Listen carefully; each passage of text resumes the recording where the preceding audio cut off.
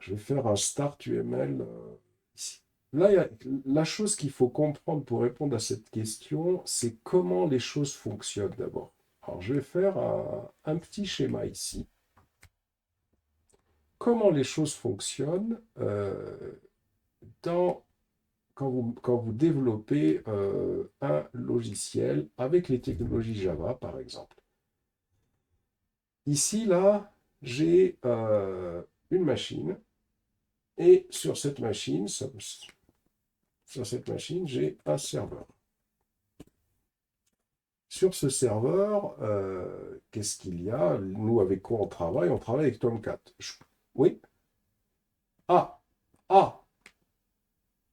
Ah! Ah là là! Ah ouais, alors attends. Attends. Bouge pas, bouge pas, bouge pas. Voilà. Heureusement que tu me l'as dit. Voilà. N'hésitez pas à me dire hein, quand vous ne voyez pas. Parce que sinon, moi, comme je suis en plein en train de... Voilà. Alors, donc, il y a un serveur, et ce serveur, ça peut être Tomcat. Je vais rester sur Tomcat, hein, mais ça pourrait être XAMPP. Hein. Je pourrais faire le même raisonnement avec du Symfony, du Laravel, ce qu'on veut. Donc, j'ai le serveur Tomcat ici, et j'ai le serveur MySQL. MySQL. À partir de là, sur ce serveur Tomcat et sur ce serveur MySQL, qu'est-ce que je peux avoir comme technologie? Je peux développer avec du Spring, la partie back. Hein.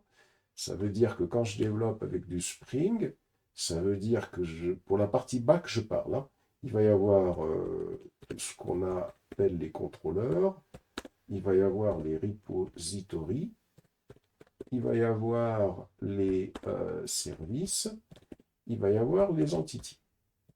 Donc ça, c'est ce qui permettra de traiter la partie back. Ensuite, à côté de ça, qu'est-ce que on peut faire pour avoir la partie front? Quelles sont les technologies que l'on peut utiliser avec Spring pour avoir la partie front? Donc, alors peut-être pour être bien précis ici, on va parler de développement partie back. Pour la partie front, qu'est-ce qu'on peut utiliser? Alors, je viens ici, pour la partie front, hein, on va la faire comme ça. Je peux utiliser du JavaScript, je peux utiliser de l'HTML, je peux utiliser des CSS, je peux également utiliser du Bootstrap pour la partie front. Ça, c'est la partie front, c'est pour créer la partie front. Maintenant, cette partie front-là, il faut qu'elle puisse communiquer de manière dynamique avec la partie back. Et pour pouvoir communiquer de manière dynamique avec la partie back, ça veut dire quoi communiquer de manière dynamique? Ça veut dire pour pouvoir créer les pages HTML dynamiquement et pour pouvoir communiquer avec notre back. Donc, on rajoute à ça des JSP. Hein. Réellement, si je veux être précis, les JSP, je les mettrai au-dessus. On pourrait donc travailler comme ça. Comme on pourrait décider, par exemple, de travailler plutôt pour la partie front, on va se dire, bon, bah, on va travailler avec du JavaScript. Alors, quand je dis JavaScript, JavaScript, ça englobe toutes les technologies JavaScript. Hein. Ça veut dire que quand je dis JavaScript, je vais le faire en dessous là. JavaScript, quand on dit JavaScript, ça veut dire React, parce que React, c'est du JavaScript, hein, c'est tout ce que c'est. Hein. Ça veut dire également Angular, parce que Angular, c'est du JavaScript, c'est tout, hein, c'est des frameworks. Ça veut dire jQuery, par exemple. C'est ça, JavaScript. Hein. Ça peut être également, je ne les ai pas tous, hein, désolé, en tête, hein, les frameworks. Mais tous les frameworks JavaScript, tu peux les utiliser, puisque qu'est-ce que fait le JavaScript? Le JavaScript, il fait juste il permet juste de manipuler ce qu'on appelle le DOM. Hein. Le DOM, c'est une structure qui permet de créer des pages web HTML dynamiquement. Donc, on peut utiliser absolument tout ce qu'on veut en matière de JavaScript.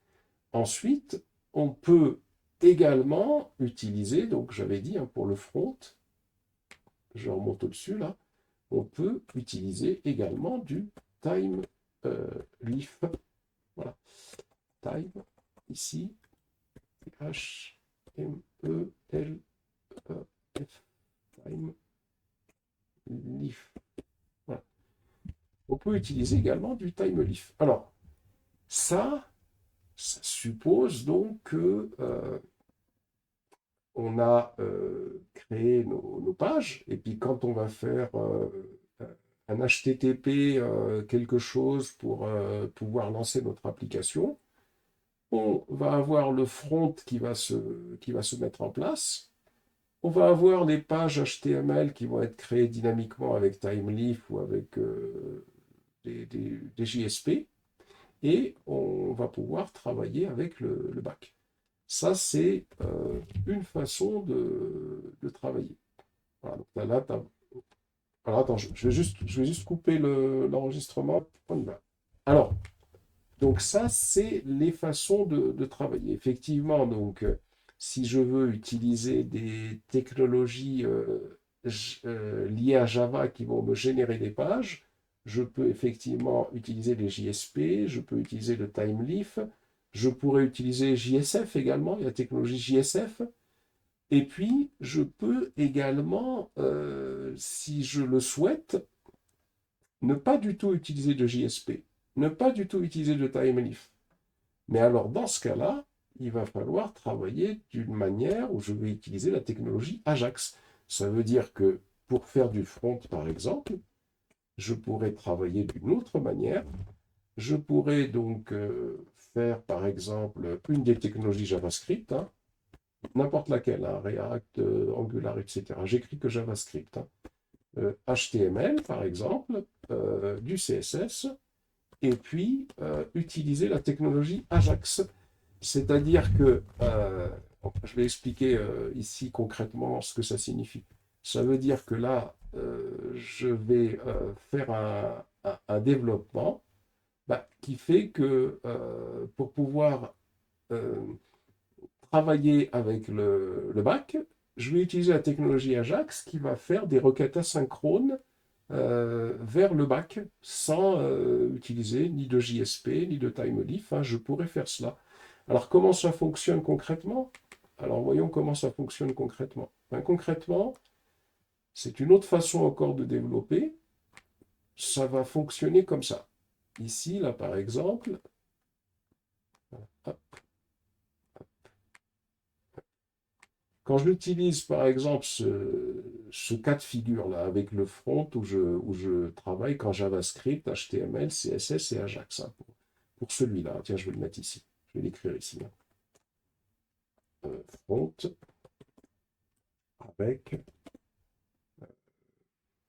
avec JavaScript, HTML,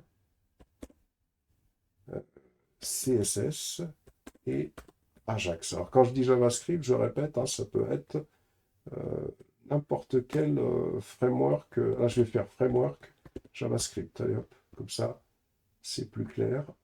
Framework JavaScript. Hein, ça peut être Vue.js, ça peut être ce qu'on veut. Hein. Framework JavaScript. Avec la technologie Ajax, et Ajax, comment ça va se passer ici? C'est-à-dire que quand je vais faire... alors, je vais écrire ici... Même pas, tiens, je ne vais pas faire comme ça, je vais plutôt faire un petit lien. Ça va être encore plus intéressant. Hop, je fais ça, et je fais ça. Quand je vais faire, par exemple, ici, HTTP,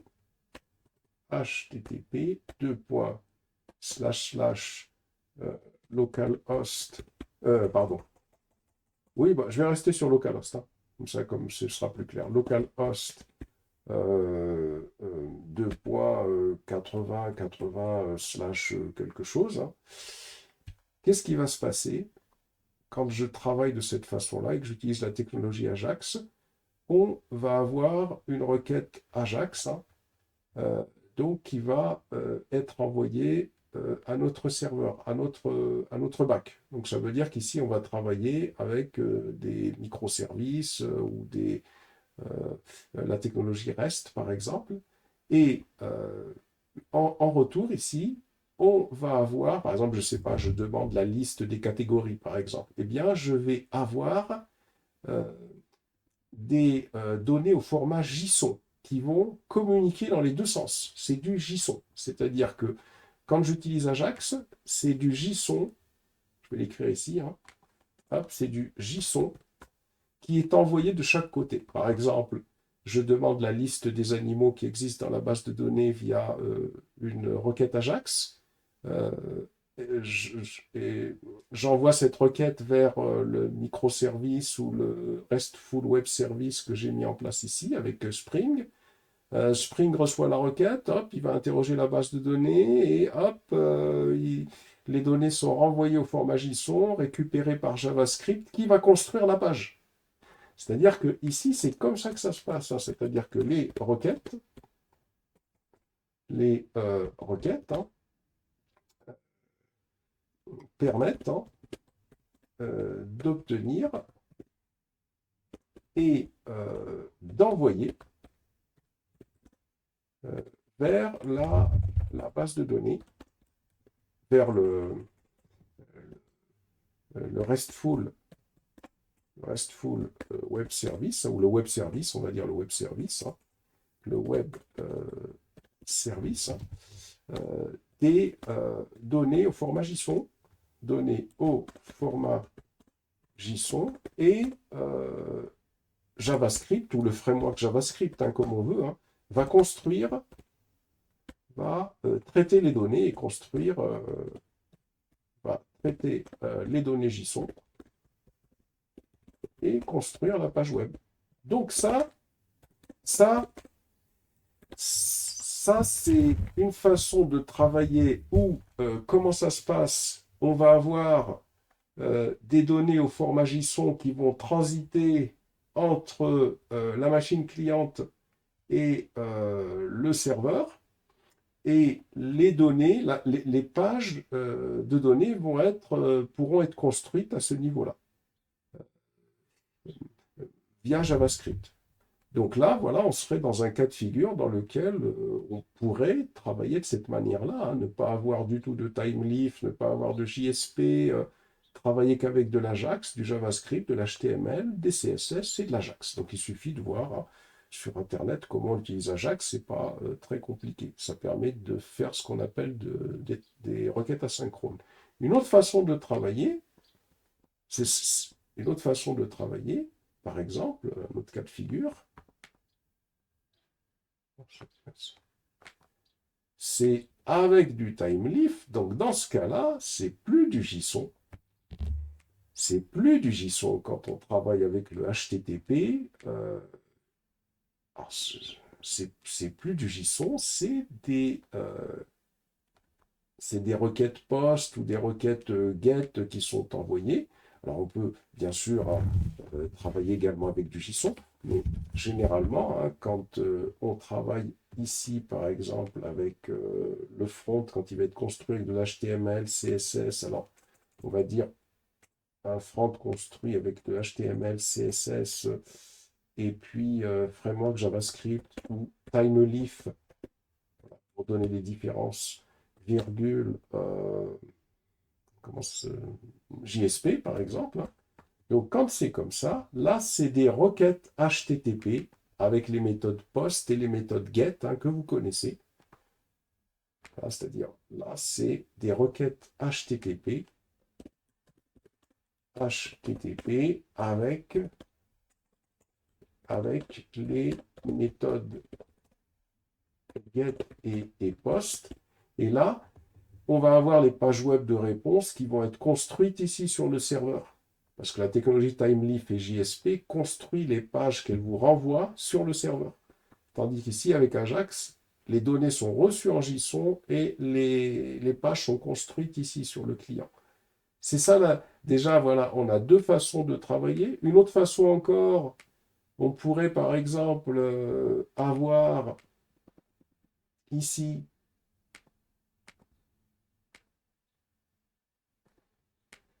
on pourrait par exemple avoir ici, par exemple, carrément de l'Android.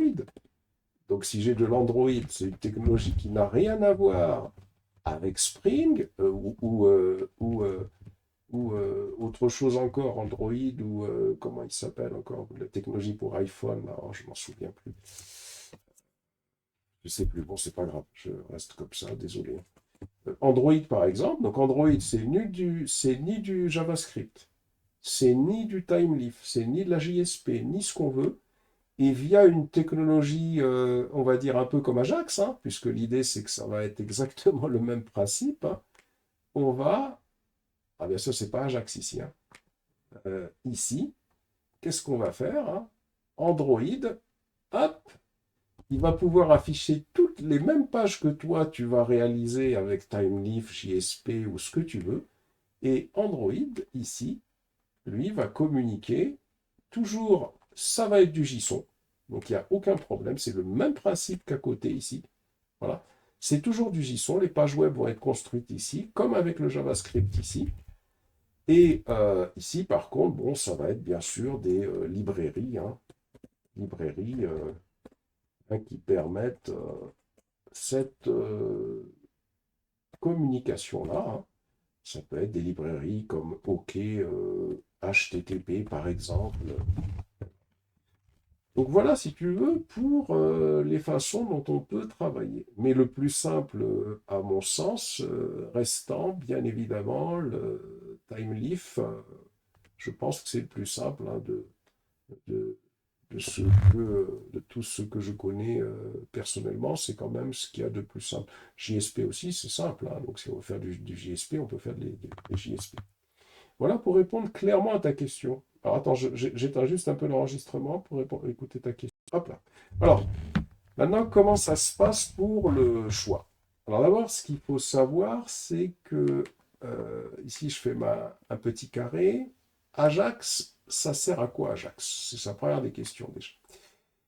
Ajax, c'est une technologie. Ajax, c'est une technologie donc c'est une technologie JavaScript, hein, technologie JavaScript qui permet de faire des traitements asynchrones. Alors, qu'est-ce que ça veut dire? Ça veut dire que, par exemple, imagine que toi, il y a une application que tu mets à la disposition des utilisateurs, que tu as développée avec Spring ou avec, alors pas Android parce qu'il n'y a pas d'Ajax sur Android, ou avec React ou avec ce que tu veux. Bon. Tu développes une application, il se trouve que cette application, tu souhaites qu'elle soit fluide, c'est-à-dire qu'en aucune manière, tu ne veux pas que l'écran soit figé. Donc imagine que l'application que tu développes, par exemple, je ne sais pas, suppose c'est une application de e-commerce, et puis qu'à un certain moment, tu vois les utilisateurs, quand ils naviguent avec ton application, ils vont peut-être lancer des requêtes qui vont prendre beaucoup de temps, parce que ces requêtes, elles vont par exemple s'adresser à Google Maps, ou peut-être à Google Street View, ou peut-être à de grosses bases de données. Et ces grosses bases, ou des API tierces qui, eux, vont prendre quand même beaucoup de temps avant de renvoyer le résultat.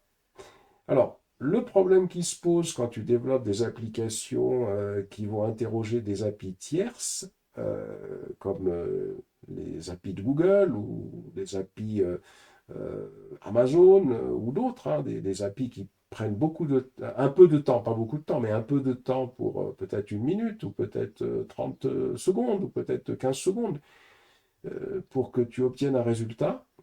Eh bien, généralement, toi, en tant que développeur, tu ne veux pas que l'écran soit figé.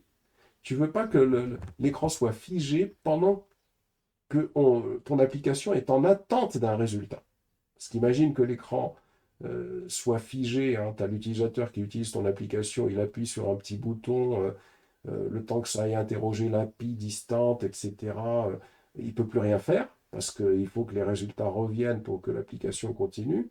Ben, en matière d'expérience utilisateur, je peux te garantir que ton application, elle ne va pas aller loin.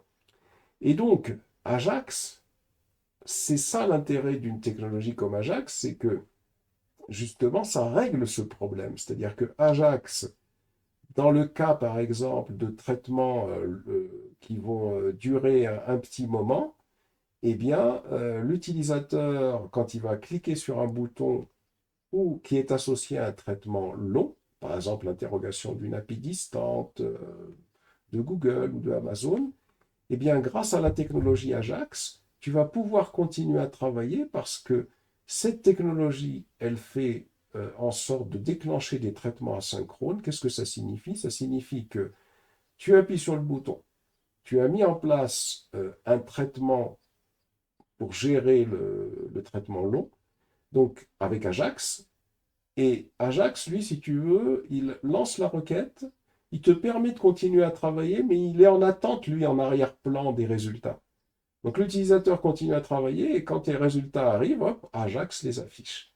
Donc Ajax, si tu veux, c'est une technologie que tu peux utiliser en tant que développeur déjà, même quand tu travailles dans ce cas de figure-là. Ici, là, par exemple, je pourrais incorporer de l'Ajax. Donc déjà, pour expliquer quand est-ce qu'on peut faire ce choix-là, pour parler de Ajax. Donc retenez hein, que Ajax, ça permet de faire des traitements asynchrones et je viens d'expliquer la raison pour laquelle. Donc même si vous ne l'avez pas utilisé, faites attention, il faut savoir ce que c'est. Ensuite, parmi les choix qu'on a ici, quand est-ce qu'un développeur fait tel ou tel ou tel choix? Alors, dans le cas par exemple où un développeur se dit, bon bah tiens, moi personnellement, j'ai envie de mettre une application qui va fonctionner en back, comme ça. Voilà, une application comme celle que vous êtes en train de développer. Mais je souhaiterais également réaliser une application qui a la possibilité de fonctionner aussi bien sur les téléphones, attention, il faut bien écouter ce que je vais dire, hein, aussi bien sur les téléphones que sur les téléphones Android, que sur les téléphones de type iPhone, que sur les machines de bureau. Dans ce cas-là, des fois, on est tenté de choisir une technologie. Alors, je vais juste faire comme ça. Voilà. On est tenté de choisir ce genre de technologie-là. Pourquoi? Parce que ici, par exemple, quand je développe un front, je ne sais pas pourquoi j'ai mis Node ici, hein. Ça, c'est pas Node, hein, c'est PC. Hein, voilà. Quand je développe un front avec des technologies JavaScript, HTML, CSS, Ajax, et uniquement avec ces technologies-là, je peux également utiliser des technologies genre React Native, hein, qui sont du JavaScript. Et ces technologies-là, je peux les installer sur de l'Android, machine Android, et je peux les installer sur de l'iPhone également, comme je peux les installer sur un PC de bureau également. Donc des fois, on peut souhaiter uniquement s'orienter vers cette façon de faire là parce que on souhaite réaliser une application qu'on va pouvoir, comment dirais-je, avec laquelle on va pouvoir créer une application qui va fonctionner directement sur le téléphone Android, directement sur l'iPhone et sur le PC de bureau également. Donc on fait, on va dire, une pierre trois coups. Donc ça peut être un critère de choix ici. Surtout avec les technologies React Native qui sont du JavaScript, hein, pour lequel on peut développer pour tous ces éléments-là. Android, bon, c'est quand on veut faire une application pour Android, bien évidemment.